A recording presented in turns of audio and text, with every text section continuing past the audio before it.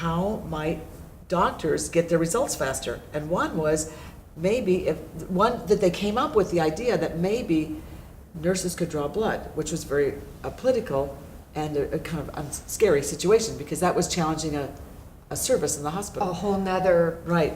And so, for example, a that doctor had jobs doing that. would come in and need blood from a patient, and they couldn't go to the next level of treatment, or maybe be dismissed or They'd have to discharged. send them down to the blood lab or Or something? they would have to wait for the phlebotomist. Okay. And Florida Hospital is very large, and they have just a certain number of phlebotomists. And phlebotomists were getting bogged down with just simple blood draws.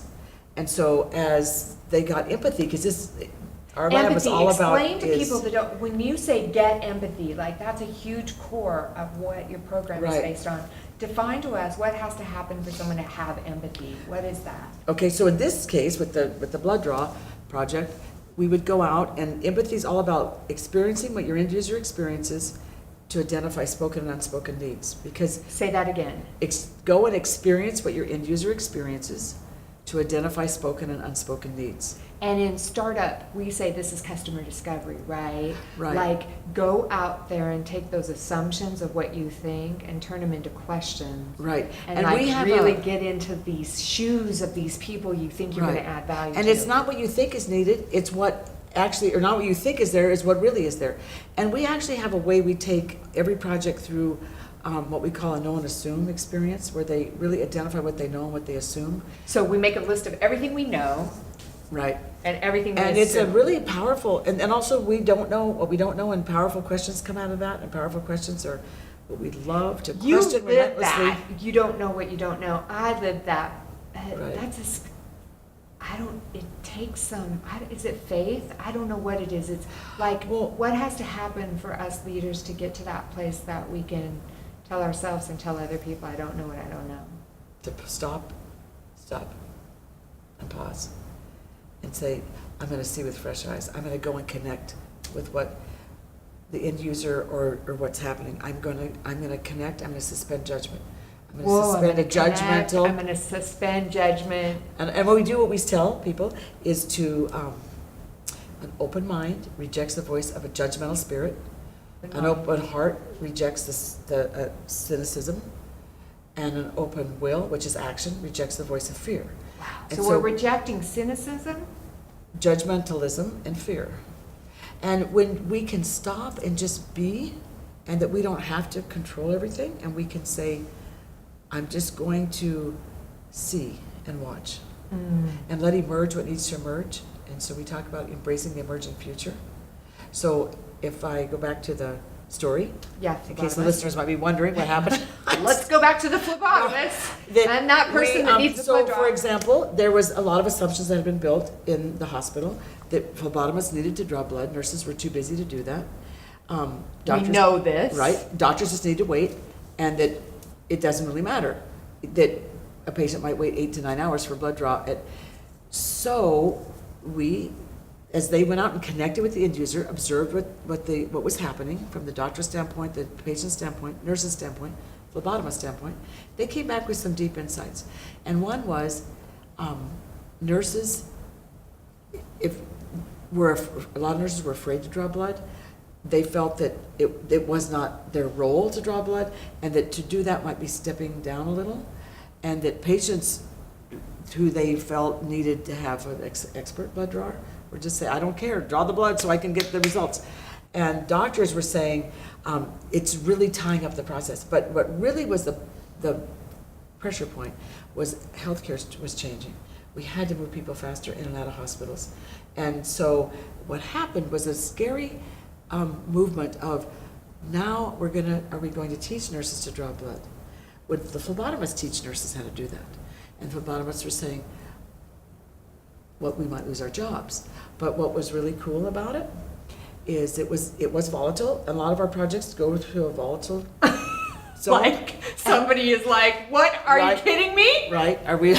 And so on this particular case, it was volatile, and we just said, let's just stay in the conversation, let's trust the process. And what might phlebotomy do besides if they just were doing just straight up routine blood draws? There were a lot of other things they could do. They could and I'm not an expert in the field Right, of right, phlebotomy, right. but they could do more than just simple blood draws. They could serve patients at a higher level and a broader level.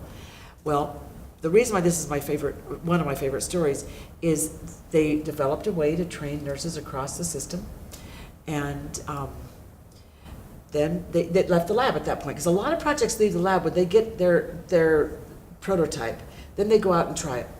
Well, time went on, and we're on with other projects, and I was one day walking from the lab back to the parking garage. I was crossing the catwalk, and I saw 3 of the ladies who were on the project, and they said, "Karen, we haven't seen you for a while. We just have to tell you, that project that we did it has turned out to be so satisfying, because now we weren't all talking with the educators and the phlebotomists and the nurses. We had some tension between us. We've been able to really move past that. We've trained all the nurses across the board to draw blood. And we've learned so much. I mean, we keep learning, and that's why we call ourselves a prototype lab, because we are learning all the time what we could do better, and some things that we could do more of, and some things we could do less of. But we actually say, this might get volatile, so let's commit. We have people check into a space of committing to stay in the conversation. Wow, so I commit to stay in the conversation. I was reading Getting the Love You Want. I have been single for quite a while, so I have to read books on this stuff. But they talk about, this is a man and a woman that have been doing marriage counseling for years, and they said number one thing, that when somebody comes to them, they have to make a commit. They have to commit to the process. Right, and that's... So what are you finding with this commitment? Why is that so critical? Well, first off, I want to say, we've had some people meet each other in the lab. I gotta hang out in lab. So maybe you better hang out there. Just kidding. No, it's one of our team members actually met his now future, or his fiance, that she was on a project. But anyway, that people don't, okay, I'll rephrase what you asked me. What do we need to know about commitment, or how do people commit? Because some of us don't have the skills to stay in the conversation. So Right. tell And that's us a the little biggest bit thing about is- commitment. Well, we've learned everyone that comes in the lab has good intent. And the behavior sometimes might get like they're hijacking projects or shutting people down. But what we've learned is everyone's coming from a place of good intent for them. And we've also learned that people that say, yeah, I want to be involved in the innovation project, or I want to be with this, they really don't know, unless they've had specific training, what it means to be in an innovation project and to go through the chaotic way that innovation runs, which is chaos to order, chaos to order, or Chaos to order. or chaos divergent to order. convergent. And we have to have the melding of those two. And a term we call is coordination, chaos and order we organize it. Right, but this But- is in so many environments we're in. Everyone's trying to push us to efficiency or the Right. answer prematurely, and we can't go through the rebellion or the chaos or even have the conversation. Right. And we say that innovation is highly effective. It might not be the most efficient, but it's highly effective. And if we can redefine what we mean by efficient, we will get to that effective way. Because what we're trying to do is be effective anyway. And we oftentimes fall back into our very deep-rooted industrial revolution way of thinking that we have to have high efficiency. Yeah. And if we're not being efficient, then we've lost. Yeah, but the lie of efficiency is what? We lose touch with each other. And actually, we have what I teach in the lab is 3 myths of the Western world, which are nothing is connected, myth. Right. Rational thinking is best, that's a myth. And that we have to know everything before we begin. And Whoa, that's a big one I see with creators. Like, all start at when. Right. You know, it's right. like, it's almost like they think the answers are going to be there, right? Versus just Right. stepping into the unknown, and the Right. answers are going to, if they stay open, come to them. And we tell teams, we know that every time we run an innovation project, and now after 3 years, we've run 369. Wow. And some have been highly successful, and some have been mildly successful, and some of them we stopped. One we stopped because we realized that the team had come in to figure out a way how to creatively fire their boss. So we said, okay, this isn't better gonna call work. HR. Right, but we've really realized that every innovation project, what people need to realize is they are going to go through rough waters, because they go to unexplored areas. Yeah. And every time we do that, it can be threatening to those around us, it can feel threatening to ourselves. we get fearful because we don't know what's gonna happen. Yeah. But if we, that's why we say fail fast and cheap to accelerate learning, to stay in the Fail iteration. faster to achieve and accelerate learning. Yeah, right, to fail, rapidly prototype at a very inexpensive level to get